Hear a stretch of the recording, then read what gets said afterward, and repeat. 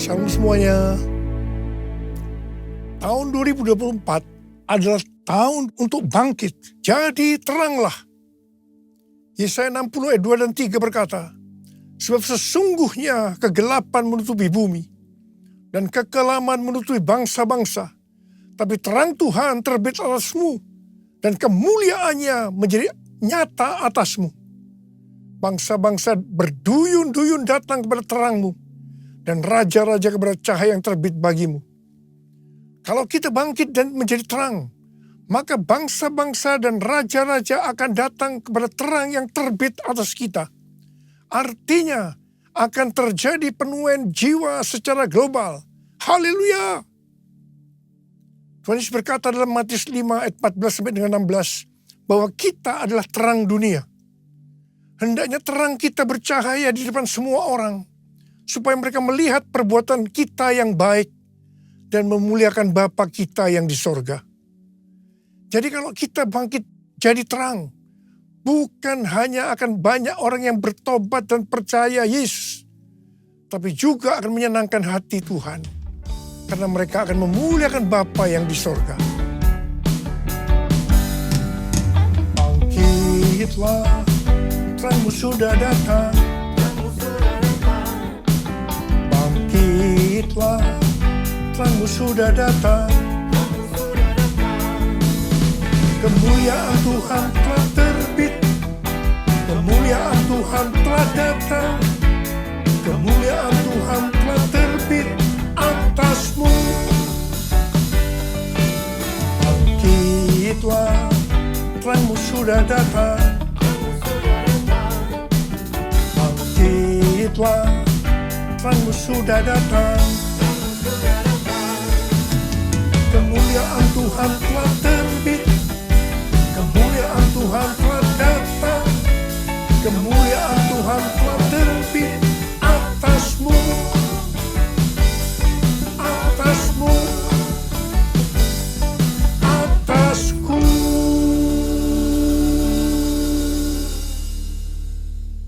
Bangkit dan jadi teranglah. Artinya kita harus menyelesaikan amanat agung. Tugas utama kita sebagai orang percaya adalah menyelesaikan amanat agung. Hal ini sesuai dengan perintah Tuhan Yesus dalam Matius 28 ayat 19 dan 20. Karena itu pergilah, jadikan semua bangsa muridku, dan baptislah mereka dalam nama Bapa dan Anak dan Roh Kudus. Dan ajarlah mereka melakukan segala sesuatu yang telah kuperintahkan kepadamu. Ketahuilah, aku menyertai kamu senantiasa sampai akhir zaman. Ketika Tuhan Yesus ditanya oleh murid-muridnya tanda kedatangannya dan tanda kesudahan dunia, maka sesuai dengan Matius 24 ayat 14, Tuhan Yesus mengatakan bahwa kalau Injil sudah diberitakan di seluruh dunia menjadi kesaksian bagi semua bangsa, atau dengan kata lain, kalau amanat agung sudah selesai, maka Tuhan Yesus akan datang kembali. Sesuai dengan yang dituliskan dalam Kisah Para Rasul mengenai proses penyelesaian amanat agung, maka di situ dituliskan hal-hal sebagai berikut. Yang pertama, Tuhan Yesus menargetkan penyelesaian amanat agung dimulai dari Yerusalem, kemudian Yudea dan Samaria, dan akhirnya sampai ke ujung bumi. Untuk itu, hal yang pertama dilakukan oleh Tuhan Yesus adalah Dia mencurahkan Roh Kudus untuk memberikan kuasa untuk menyelesaikan amanat agung, yaitu supaya mereka menjadi saksi Yesus. Murid-murid dipenuhi Roh Kudus, dibaptis Roh Kudus dengan tanda awal berbahasa roh. Setelah mereka dipenuhi Roh Kudus dengan tanda awal berbahasa roh, maka mereka diberi kuasa untuk melakukan tanda dan mujizat. Dan yang lebih penting lagi, cara hidup jemaat berubah. Perubahan cara hidup jemaat, yaitu pertama, mereka suka membaca Alkitab. Yang kedua, mereka suka berdoa. Yang ketiga, mereka hidup dalam unity. Yang keempat, mereka suka memberi. Yang kelima, mereka suka memuji Allah dan bergembira, tulus hati, atau hidup berintegritas. Dikatakan bahwa mereka disukai semua orang, dan tiap-tiap hari jumlah orang yang diselamatkan bertambah. Haleluya! Semua peristiwa ini terjadi di Yerusalem. Pertanyaannya, apakah amanat agung sudah selesai? Belum. Sebab harus ke Yudea, Samaria, dan sampai ke ujung bumi. Jadi proses berikutnya, targetnya adalah Yudea dan Samaria. Supaya mereka pergi ke Yudea dan Samaria, ternyata harus dengan aniaya. Karena mereka dianiaya, maka mereka harus lari dari Yerusalem ke Yudea dan Samaria sambil memberitakan Injil. Hanya para rasul saja yang tinggal di Yerusalem. Ternyata aniaya terhadap gereja itu diperlukan supaya mereka tidak hanya tinggal di comfort zone, tetapi harus pergi menjadikan semua bangsa murid Tuhan Yesus. Setelah dari Yerusalem, maka ke Yudea dan Samaria. Apakah amanat agung sudah selesai? Belum. Karena harus terus sampai ke ujung bumi. Untuk itu, Tuhan Yesus memberikan suatu paradigma yang baru dalam pelayanan. Selama ini, pengertian tentang keselamatan itu hanya untuk orang Yahudi saja. Tetapi dari peristiwa Kornelius yang bukan orang Yahudi juga diselamatkan. Akhirnya mereka mengerti bahwa keselamatan bukan hanya untuk orang Yahudi saja, tapi untuk semua bangsa, termasuk bangsa Indonesia. Haleluya! Perlu digarisbawahi bahwa proses penyelesaian amanat agung yang dituliskan di kitab Kisah Para Rasul bukan hanya untuk waktu itu saja, tetapi pola proses penyelesaian amanat agung ini berlaku sampai dengan hari ini. Sampai tahun 2033, bahkan sampai Tuhan Yesus datang kembali untuk kali yang kedua. Pencurahan Roh Kudus yang terjadi di kamar loteng sekitar 2000 tahun yang lalu disebut dengan Pentakosta pertama.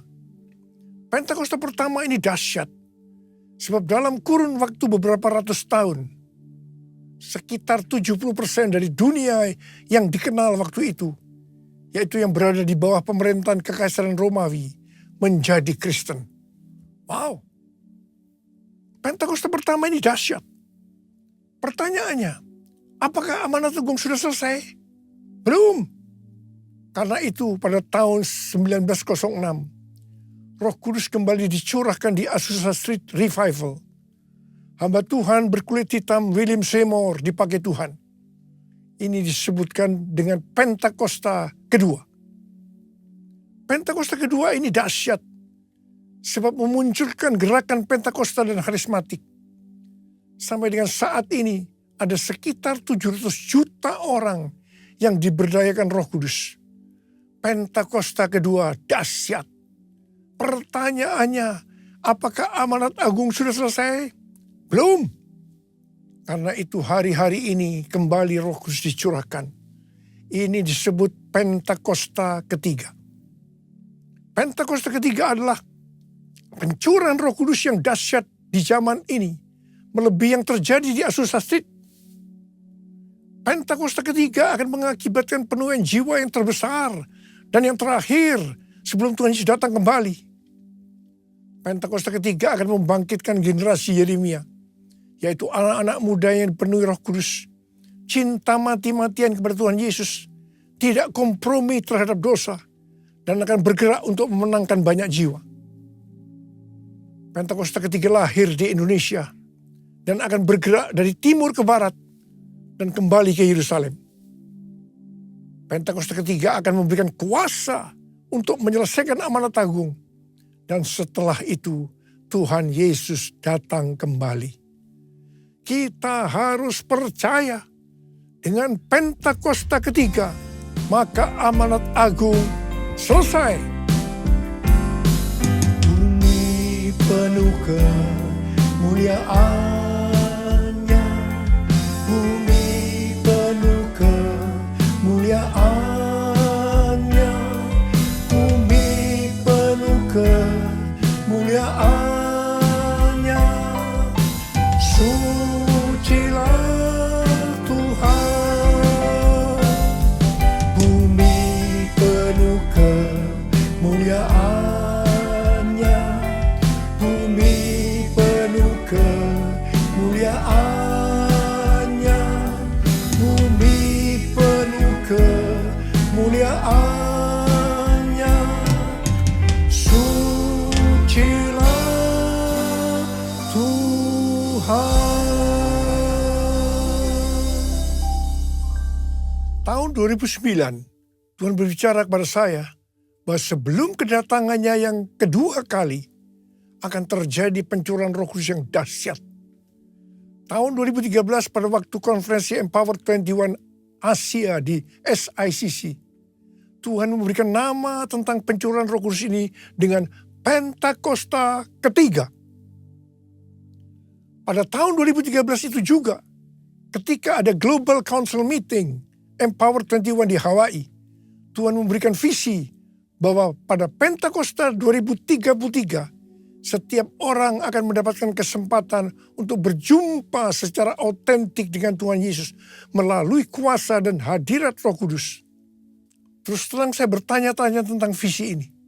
Sampai akhirnya pada Mei 2022, ketika acara World Prayer Assembly kedua diadakan di SICC Tower lantai 11 secara hybrid. Ada 3 pembicara yang berbicara tentang tahun 2033, yaitu Billy Wilson, Rick Warren, dan Nicky Gamble. Pada waktu itu, saya dibukakan pengertian ini oleh Tuhan. Dan saya berkata, I got it. Wow. Bulan Juli 2022, waktu memulai renovasi Azusa Street Prayer Tower, di mana saat itu hadir Billy Wilson, Tim Hill, General Overseer Church of God, saya bersaksi tentang hal ini. Saya percaya waktu itu kita bersama-sama berkata, I got it. I got it.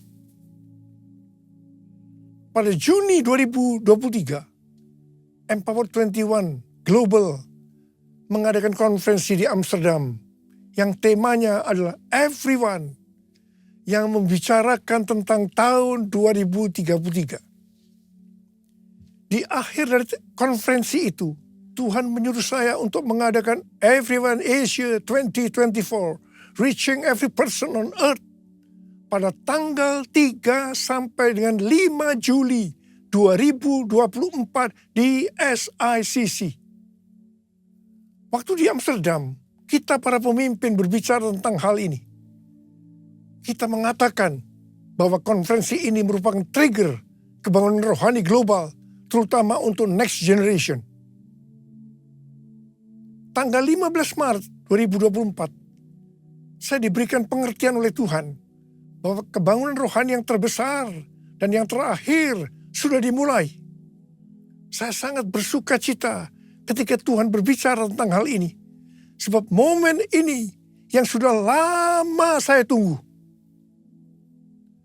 Ternyata di tanggal 16 Maret 2024, saya mendapatkan konfirmasi pertama tentang hal ini, di mana James W. Goll bernubuat bahwa sekarang kebangunan rohani yang besar dan kebangkitan generasi anak-anak muda sudah dimulai. Haleluya.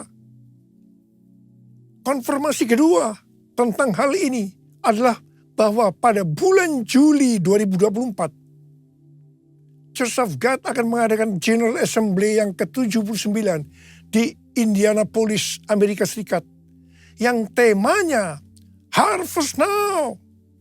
Harvest Now. Haleluya.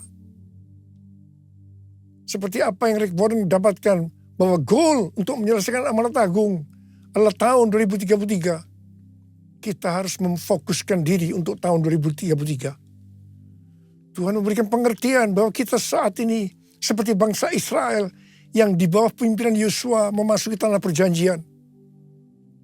Seperti Yosua 3 ayat 4 yang berkata bahwa kita belum pernah melalui jalan ini sebelumnya. Maka kita pun untuk menuju tahun 2033, Tuhan berkata belum pernah melalui jalan ini sebelumnya. Kalau bangsa Israel waktu itu dituntun oleh tabut Allah, maka kita saat ini dituntun oleh Roh Kudus. Supaya kita mengerti tuntunan Roh Kudus itu, maka kita harus banyak berdoa, memuji dan menyembah Tuhan dalam unity siang dan malam.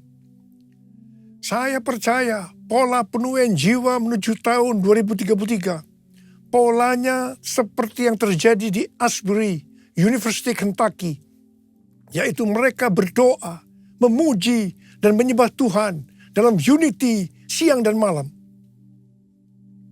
Selain itu, supaya kita mengerti tuntunan Tuhan itu, maka kita juga harus melakukan seperti yang dikatakan dalam Yosua 3 ayat 5, yaitu harus menguduskan diri. Hidup kita harus kudus. Sekali lagi saya katakan, hidup kita harus kudus.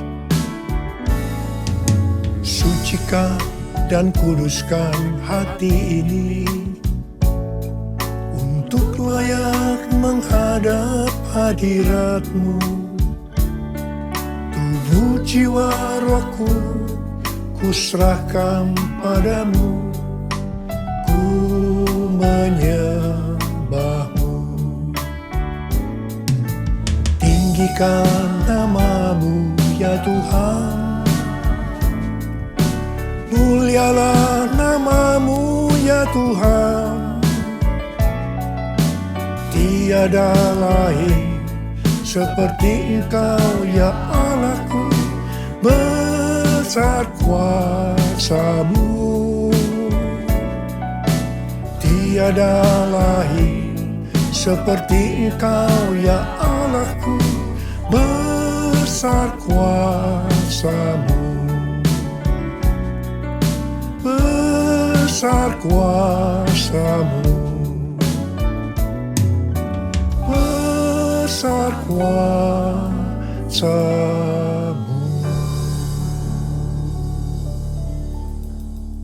Pada akhir tahun 2023, Tuhan berbicara kepada saya melalui Maliakhi 3 ayat 1 sampai dengan 4. Lihat, aku menyuruh utusanku agar ia mempersiapkan jalan di hadapanku. Tiba-tiba Tuhan yang kamu cari itu akan datang ke bait-Nya. Utusan perjanjian yang kamu inginkan itu, sesungguhnya ia datang. Firman Tuhan semesta alam. Siapakah yang dapat tahan akan hari kedatangannya? Siapakah yang dapat tetap berdiri apabila ia menampakkan diri? Sebab ia seperti api pemurni logam dan seperti sabun penatu. Ia akan duduk seperti orang yang memurnikan dan menahirkan perak. Ia menahirkan orang Lewi, menyucikan mereka seperti emas dan perak, supaya mereka menjadi orang-orang yang mempersembahkan kurban kepada Tuhan dalam kebenaran. Maka persembahan Yehuda dan Yerusalem akan menyenangkan hati Tuhan, seperti pada hari-hari dahulu kala, dan seperti tahun-tahun purbakala. Sesuai dengan Maliakhi 3 ayat 1 sampai dengan 4 itu, maka Pastor D, pendoa syafaat saya yang berada di Perth, Australia, memberikan pesan Tuhan kepada saya bahwa pada tahun 2024 ini adalah tahun tiba-tiba. Baptisan api atau pemurnian gereja akan terjadi secara tiba-tiba dan kemuliaan Tuhan turun. Hal ini akan mengakibatkan terjadinya penuaian jiwa yang luar biasa. Pentakosta ketiga akan dinyatakan seperti belum pernah terjadi dan disaksikan sebelumnya. Karena hal ini akan terjadi di rumah-rumah melalui penyembahan, sehingga kesembuhan, mujizat, pencurahan Roh Kudus yang akan menarik jutaan jiwa ke dalam kerajaan Allah. Haleluya! Tuhan mengingatkan kepada kita hal-hal sebagai berikut. Yang pertama, terdapat dalam Roma 14 ayat 17 dan 18 yang berkata, sebab kerajaan Allah bukanlah soal makanan dan minuman, tetapi soal kebenaran, damai sejahtera, dan sukacita dalam Roh Kudus. Sebab siapa saja yang melayani Kristus dengan cara ini, ia menyenangkan hati Allah dan dihormati oleh manusia. Tuhan sedang beracara dengan mereka yang melayani Tuhan, yang fokusnya kepada makanan dan minuman, yaitu hal-hal yang duniawi. Hati-hati. Dan yang kedua, pesan Tuhan, jangan menjadi seperti Imam Eli, yang lebih menghormati anak-anaknya lebih dari menghormati Tuhan. Yang dilakukan oleh Imam Eli ketika anak-anaknya jatuh ke dalam dosa dalam pelayanannya. Mereka hanya dinasihati saja, tanpa ditindak dengan standar kebenaran firman Tuhan. Akibatnya, seluruh keluarga menanggung kesalahan ini dengan hukuman berat. Peringatan di sini bukan hanya untuk hubungan orang tua dan anak secara daging saja, tetapi juga antara bapak dan anak secara rohani. Jangan sampai kita menghormati anak-anak kita, baik secara daging maupun secara rohani, lebih daripada menghormati Tuhan. Sekali lagi saya mau ingatkan bahwa hidup kita harus kudus. Sebab tanpa kekudusan, tidak seorang pun akan melihat Tuhan. Ada berapa banyak di antara kita yang mau janji di hadapan Tuhan? Tuhan, saya mau hidup kudus. Saya mau hidup kudus. Angkat tangan kita di hadapan Tuhan. Mari, angkat tangan kita di hadapan Tuhan. Hosana, Hosana di tempat yang tinggi. Hosana, Hosana di hati yang suci. Hosana, Hosana, Hosana di tempat yang tinggi. Hosana, Hosana di hati yang suci.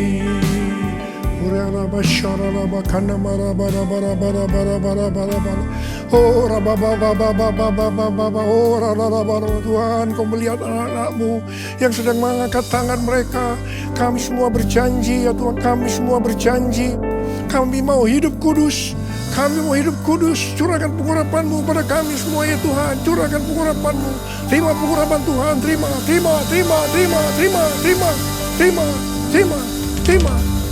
Dalam nama Yesus. Dalam nama Yesus. Amin.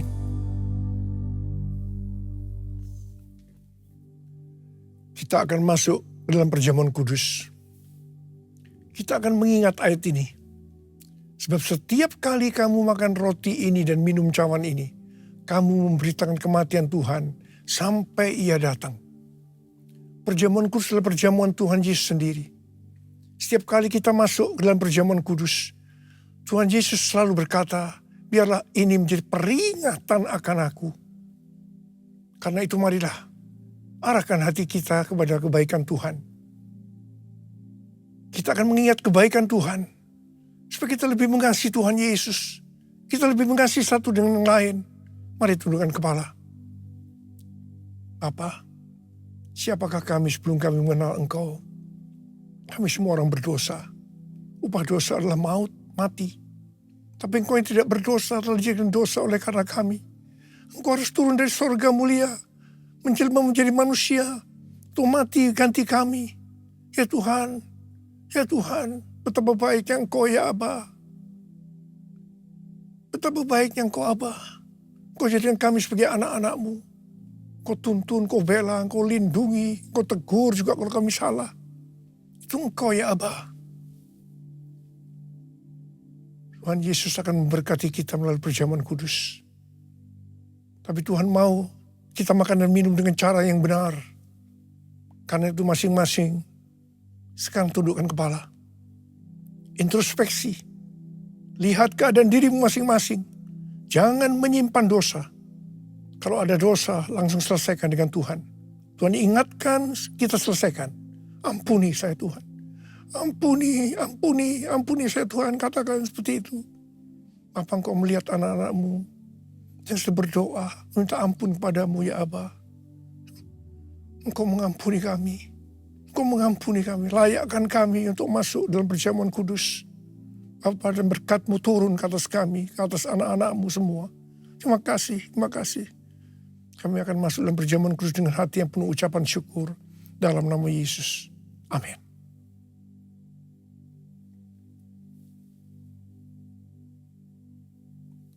Sekarang mari angkat roti di tangan kanan kita tinggi-tinggi. Sebab apa yang telah kuteruskan kepadamu telah aku terima dari Tuhan. Yaitu bahwa Tuhan Yesus pada malam waktu Ia diserahkan mengambil roti. Dan sesudah itu Ia mengucap syukur atasnya. Ia memecah-mecahkannya dan berkata, inilah tubuhku yang diserahkan bagi kamu. Perbuatlah ini menjadi peringatan akan aku. Sudah dikasih Tuhan, bukankah roti yang kita pecah-pecahkan ini adalah persekutuan kita dengan tubuh Kristus? Mari kita makan dalam nama Yesus.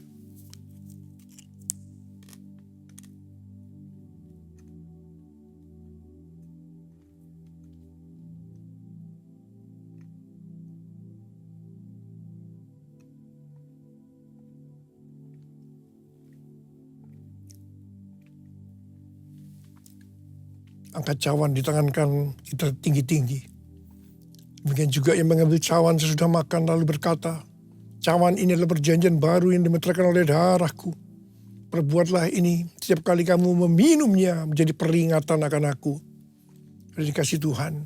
Bukankah cawan pengucapan syukur yang atasnya kita ucapkan syukur adalah persekutuan kita dengan darah Yesus? Mari kita minum dalam nama Yesus.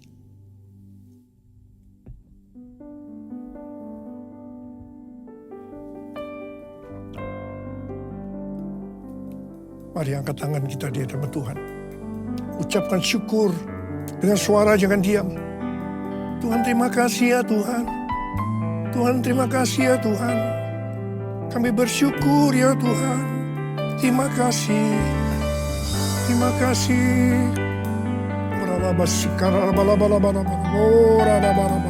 kasih Abah. Terima kasih. Terima kasih. Tuhan terima kasih. Ada berapa banyak yang membutuhkan pertolongan Tuhan. Kesembuhan, kelepasan. Angkat tanganmu saat ini. Tuhan, Kau melihat anak-anakmu yang sedang mengangkat tangan mereka. Mereka memerlukan pertolongan Tuhan. Sembuh dalam nama Yesus. Sembuh dalam nama Yesus. Sembuh. Sembuh. Sembuh dalam nama Yesus. Terima kasih Tuhan. Terima kasih. Terima kasih. Terima kasih. Terima kasih Yesusku. Terima kasih Yesusku. Puji syukur hanya bagi Tuhanku. Terima kasih Yesusku. Terima kasih Yesusku. Puji syukur hanya bagi Tuhanku. Terima kasih Yesusku. Terima kasih Yesusku. Puji syukur hanya bagi Tuhanku. Terima kasih Yesusku. Terima kasih Yesusku. Puji syukur hanya bagi Tuhanku. Puji syukur hanya bagi Tuhanku. Puji syukur hanya bagi Tuhanku.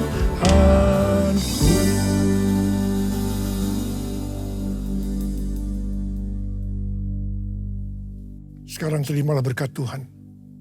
Kasih karunia yang berlimpah-limpah daripada Allah Bapa dalam anak yang tunggal Yesus Kristus. Persekutuan yang manis dengan Roh Kudus menyertai kita semua mulai hari ini sampai Tuhan Yesus datang menjemput kita di awan-awan dan bahkan sampai selama-lamanya. Yang percaya bersama-sama katakan amin.